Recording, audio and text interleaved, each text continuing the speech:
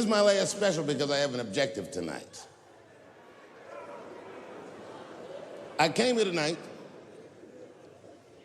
because this body of work that I've done on Netflix, I'm going to complete. All the questions you might have had about all these jokes I've said in the last few years, I hope to answer tonight. And I'd like to start by addressing the LGBTQ community directly.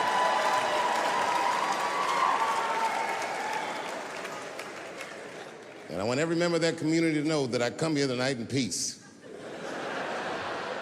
And I hope to negotiate the release of the baby.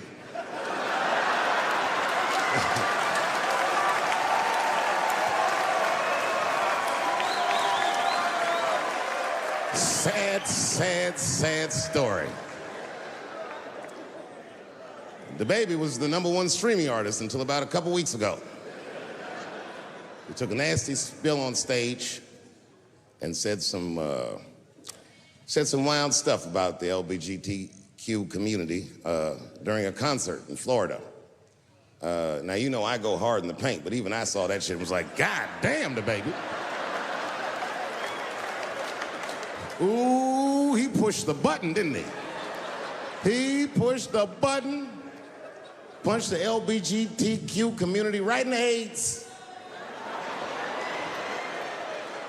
Can't do that. Can't do that. But I do believe, and I'll make this point later, that the kid made a very egregious mistake. I will acknowledge that. But, you know, a lot of the LGBTQ community doesn't know the baby's history. He's a wild guy. He once shot a nigga and killed him in Walmart. Oh, this is true. Google it. The baby shot and killed a nigga in Walmart in North Carolina. Nothing bad happened to his career.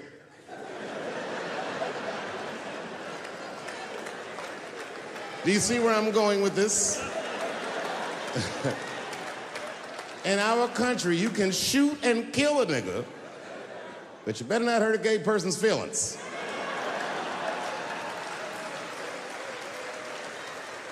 And this is precisely the disparity that I wish to discuss. I have a question for the audience. And this is a real question. I'm not joking around. Is it possible that a gay person can be racist?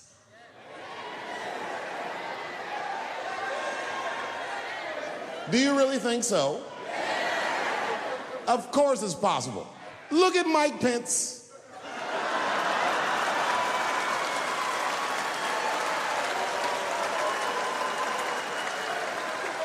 Ooh, I'm guessing, but I bet you he's gay. And he's not Pride Parade gay either. He's sad gay. Feel bad for him. He looks like one of them gays that prays about it.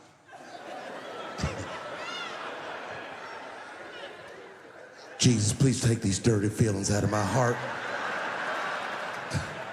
Please, Jesus, make these buttholes ugly to me. I don't want to keep on tasting these dicks.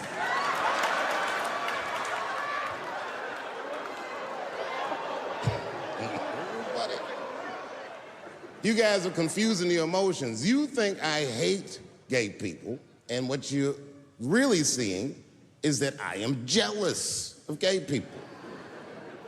Oh, I'm jealous. I'm not the only black person that feels this way. We blacks, we look at the gay community and we go, God damn it, look how well that movement is going. Look how well you are doing. And we've been trapped in this predicament for hundreds of years. How the fuck are you making that kind of progress? I can't help but feel like if slaves had baby oil and booty shorts, we might have been free 100 years sooner, you know what I mean? If Martin Luther King was like, I want everybody to get up on them floats, get your bodies good and shiny.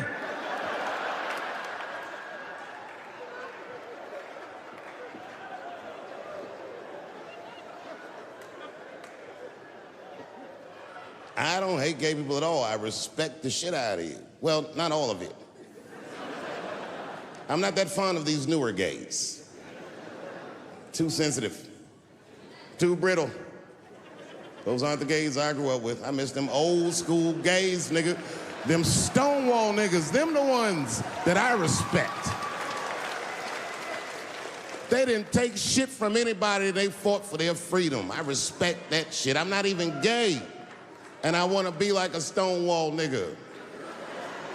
Them old school gangster gays, them glory hole niggas, them the ones I like.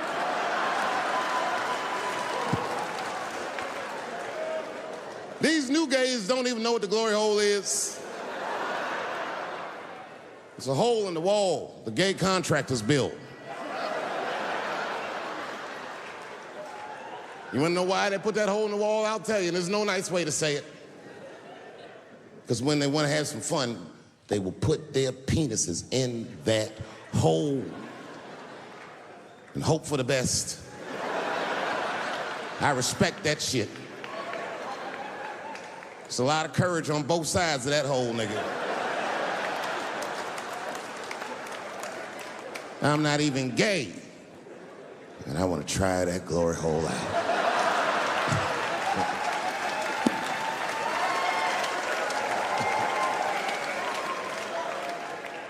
What if Martin Luther King had to integrate the glory hole? I don't care if it's black lips back there or white lips back there.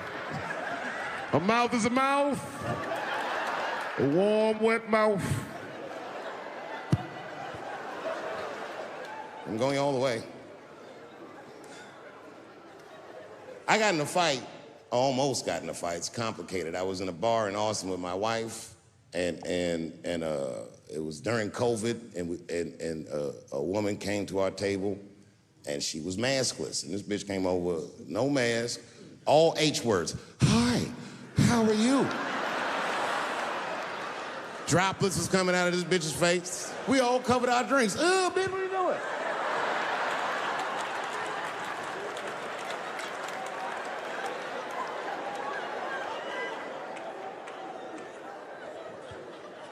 Now, I looked over at the table that she came from, and I peeped game. The men at the table were filming me.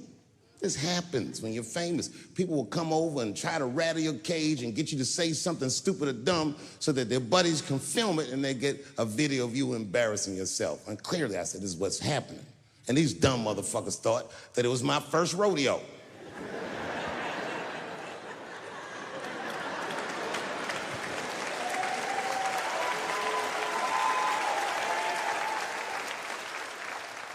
Sadly, it worked. I ran right over there. I said, I pointed right in the camera. I said, you's a bitch-ass nigga for doing this to me.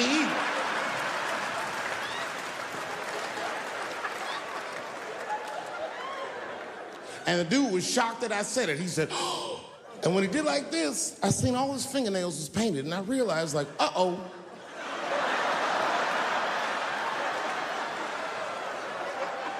This fella's gay. Now, you know how I talk. I call everybody a bitch-ass nigga, you know what I mean? But that's not a right thing to do if they're gay, you know what I mean? And now I was in trouble. And not only that, the motherfucker was huge. He stood up, he was towering over me. He must have been 6'5", a big, white, corn-fed, Texas homosexual. This nigga was ready to fight. And he started barking on me, but I stood my ground. I wasn't scared. How could I be scared? This motherfucker's shirt was tied up in a knot like this. Oh, fuck this guy. Let's go, nigga, let's go. I thought we were gonna come to blows. I was ready, And then, right when you think we would fight, guess what he did? He picked up his phone and he called the police. And this thing I'm describing is a major issue that I have with that community. Gay people are minorities until they need to be white again.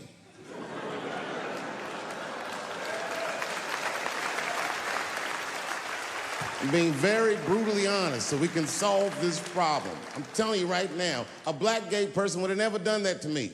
Because a black gay person knows when the police shows up, they're not gonna care who called them. They don't show up like, which one of you niggers is Clifford? We're all Clifford.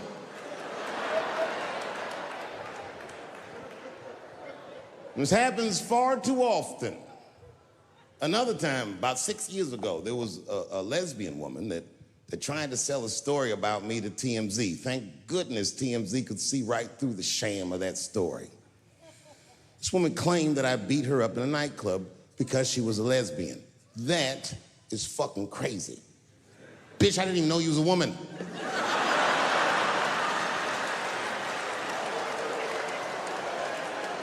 Thank God TMZ didn't believe that. Because I did beat the shit out of her, I'm not gonna lie. It was her fault, I had no choice. I came in the club minding my own business, and a woman came up to me, she goes, "Oh my God, Dave Chappelle." And I was just being reciprocally nice. "Hey, miss, how are you?" Blah, blah, blah. Benign talk, nothing to it. And all of a sudden, this lesbian fellow stepped between us. "Hey, nigga, that's my girl." I said, yo, my man, back up, like that. She said, "I ain't backing up off shit, nigga, that's my girl." I said, "Bro, you're gonna have to give me 3 feet like this." She said, "Stop calling me a man, motherfucker. I'm a woman." I said, "What?"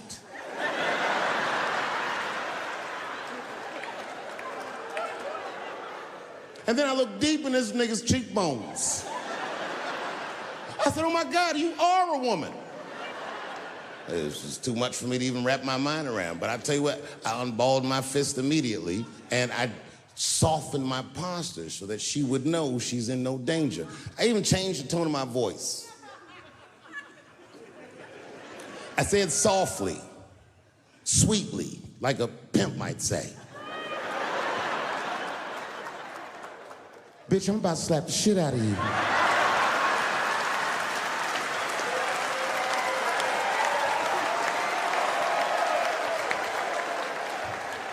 I should have done it. Oh, I wish I didn't say that. She dropped that foot back. Boop, she was in a perfect southpaw stance. Her shoulders were angled correctly. Her head movement was good. I said, "Oh no, this bitch boxes for real." She threw a wild hook at me and I saw it coming from yesterday, so I slipped it like this. I had no choice. I had to go to work. I let that jab go. You should have seen me go, nigga. I tenderized them titties like chicken cutlets.